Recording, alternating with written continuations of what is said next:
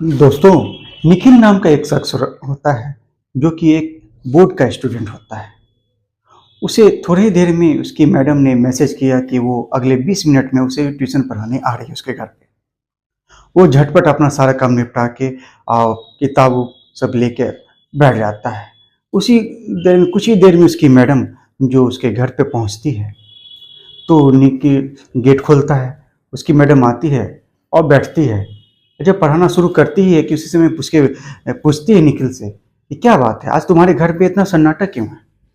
तो निखिल कहता है, मैम, सो मेरे घर पे मम्मी पापा जो है सो मामा जी की तबीयत खराब बहुत ज़्यादा हो गई है, जिसे देखने के लिए वो लोग उनके घर गए हुए हैं। वो लोग अस्पताल गए हैं।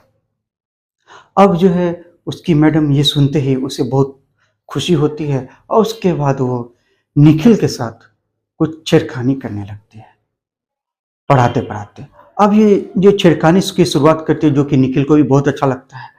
और जब उसके बाद धीरे धीरे छेड़खानी इतनी बढ़ जाती है कि निखिल भी उत्तेजित हो जाता है। और उसके बाद एक ही झटके में उसकी मैडम जो होती है, जिसका नाम प्रियंका होता है, वो अपने सारे वस्त्र उतार देती है। उसका निखिल भी निर्वस्त्र हो जाता है। उसके बाद वो निखिल के साथ भरपूर संबंध बनाना शुरू करती है। निखिल भी उसे खूब भरपूर उसको उसके साथ संबंध बनाता है और संबंध उन दोनों में इस तरह से बनता है कि आज प्रियंका को लग रहा था कि उसे चरम सुख की प्राप्ति हो रही है और दोनों भरपूर संबंध बनाते हैं। अब ये सिलसिला जारी होता है तो रुकने का नाम नहीं लेता है। और और ये जब भी आप मौका मिलता, अभी तो उसके माता पिता होते नहीं, तो उसको हमेशा ही निखिल जो है अपने घर पे ही मैम को बुलाता, मैडम के साथ संबंध बनाता। ये सिलसिला जारी रहता है कि एक दिन ऐसा होता है कि एक बार निखिल और उसकी मैडम संबंध बना रहे होते हैं कि बस इन दोनों के साथ कुछ ऐसी घटना घट जाती है जिसकी कल्पना इन दोनों में से किसी ने नहीं की थी। तो आज की कहानी के अंत तक आप लोग जो बने रहे, ये बहुत ही ज्ञानवर्धक और रोचक होने वाली है। इस वीडियो को थोड़ा सा भी स्किप ना करें। चलिए, कहानी की शुरुआत करने से पहले मैं प्रणय स्टोरी तक में आप सभी का स्वागत करता हूँ। चैनल पे नए आए तो इसको सब्सक्राइब, लाइक और शेयर जरूर करें। आपके लाइक, सब्सक्राइब और शेयर से मेरा मोटिवेशन बढ़ता है। मैं मोटिवेट होता हूँ, आपके लिए अच्छी अच्छी सच्ची कहानियाँ लेके आता हूँ। अपने दोस्तों में जोर शेयर करें। चलिए, आज की कहानी शुरुआत करता हूँ। आज की जो कहानी है वो मधुबनी शहर की है। वहाँ पे मधुबनी शहर में एक जो है, बिहार के मधुबनी की है। वहाँ पे जो मधुबनी में एक शख्स होते हैं जिनका नाम राजीव रंजन होता है। उनकी एक पत्नी होती है जिसका नाम सुशीला होता है। उन दोनों की शादी को बहुत दिन बीत गए होते हैं, लेकिन सुशीला से राजीव को एक भी बच्चा नहीं होता है। तो बहुत साल बीत जाने के बाद जो है उसके माता पिता ने राजीव की शादी फिर दूसरे लड़के से कर दी। अब दोनों की जो जब शादी हो जाती है तो उसके बाद दोनों भरपूर अच्छे से रहने लगते हैं। और उसके बाद उन्हें जो है एक सुधा नाम की लड़की को उसकी पत्नी जो है, दूसरी पत्नी जो होती है, वो जन्म देती है। अब दोनों बहुत ही हंसी खुशी से रहने लगते हैं। अपनी बेटी को जो राजीव, जो सुधा नाम की बेटी जो होती है, उससे बहुत लाड प्यार करते हैं, उसका भरण पोषण करते हैं और उसे बहुत अच्छे से। जब वो मैट्रिक पास करती है, बहुत ही अव्वल नंबर से पास करती है, तो उसे फिर आगे कॉलेज की पढ़ाई के लिए वो शहर भेज देते हैं। और शहर में वो बहुत अच्छे से पढ़ाई कर रही होती है। जब वो कॉलेज में पढ़ रही होती है तो उसी दरमियान उसकी जो है ना दोस्ती राजेश नाम के शख्स के साथ हो जाती है, जो कि उसके कॉलेज का ही दोस्त होता है। उन दोनों में बहुत ही अच्छी गहरी दोस्ती हो जाती है और दोस्ती कब प्यार में बदल जाता है इन दोनों को ही पता नहीं चलता है। और सारा कुछ अच्छे से चल रहा होता है। और एक दिन जब दोनों एक दूसरे से प्यार का इजहार करते हैं, उसके बाद जो है एक दिन जो राजेश और सुधा एक ही जगह मिलते हैं और अपनी सारी हदें पार करते हुए उन दोनों संबंध बना लेते हैं। जब उन दोनों में शारीरिक संबंध बन जाता है तो उन दोनों को वो चरम सुख मिलता है जिसकी वो दोनों ने कल्पना भी नहीं की थी। बहुत अच्छे से सारा कुछ अच्छे से चल रहा होता है। अब इन लोग का जब भी मौका मिलता, राजीव और सुधा संबंध बनाया करते, प्रेम से रहा करते खूब। ये तकरीबन बीतते बीतते 6 महीना बीत जाता है कि अचानक एक दिन सुधा को जो है उल्टियाँ होनी शुरू होती है।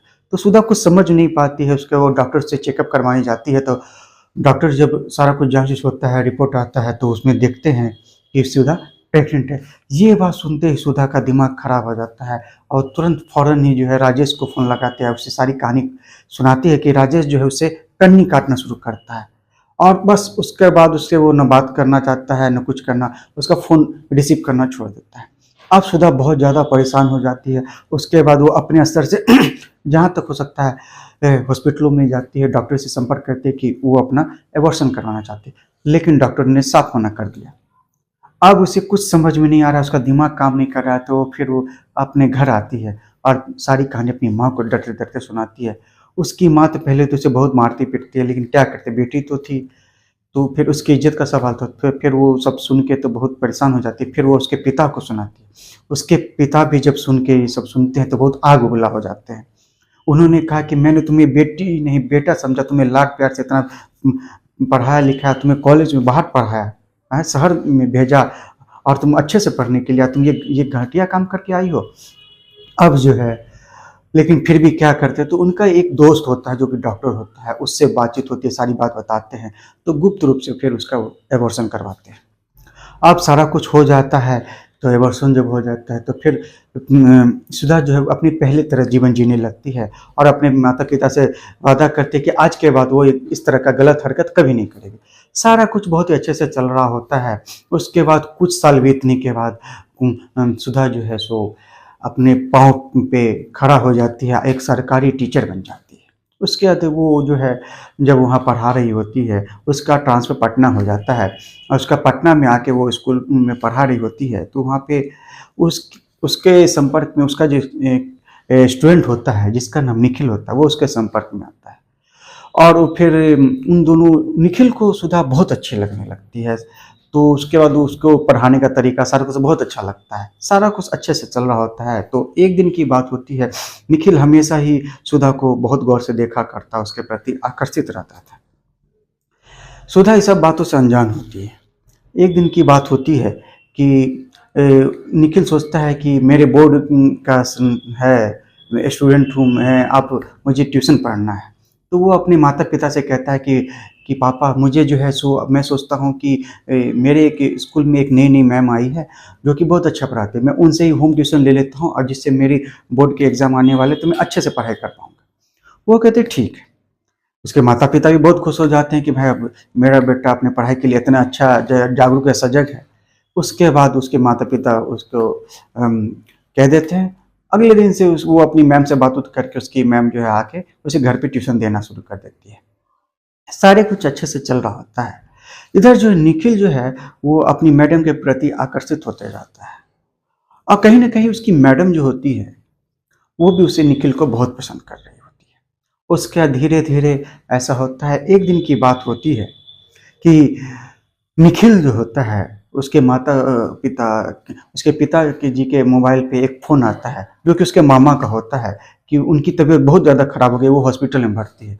फ़ौरन ही निखिल और उसकी पत्नी अपने साले से मिलने के लिए, उसकी माँ अपने भाई से मिलने के लिए अस्पताल के लिए चले जाते हैं और निखिल को कहते हैं कि तुम घर पे ही रहना, तुम्हारी मैम आएगी तो पढ़ लेना। कुछ देर के बाद निखिल पे मोबाइल पे मैसेज आता है कि उसकी मैम मैसेज करती है, मैं थोड़ी देर में तुम्हें ट्यूशन पढ़ाने आ रही हूँ।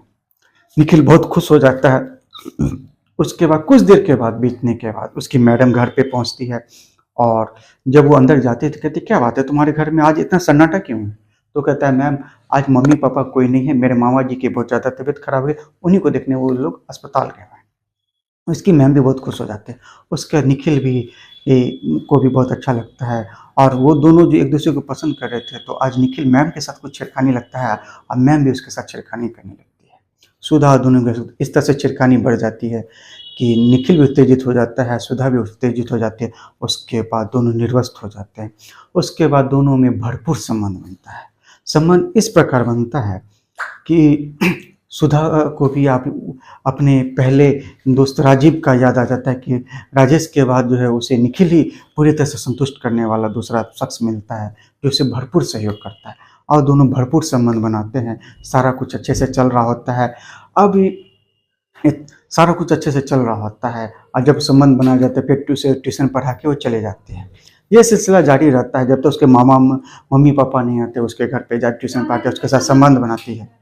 सारा कुछ अच्छे से चल रहा होता है कि एक दिन ऐसा होता है कि सारे कुछ अच्छे से चल रहा होता है और निखिल को एक अपने पास में ही एक होटल होता है कि जब उसके मम्मी-पापा घर आ चुके थे, तो वो होटल में ही अपनी मैम के साथ संबंध बनाने का सोचता है, तो वो होटल बुक करता है, उसके बाद वहीं जाता है अपनी मैम के साथ संबंध बनाता है। सारा कुछ अच्छा चल रहा होता है, लेकिन एक दिन जो है निखिल को ये पता नहीं होता है जिस होटल में वो जाके वो अपनी मैम के साथ संबंध बनाता है वो उसके पिता के ही दोस्त का होता है।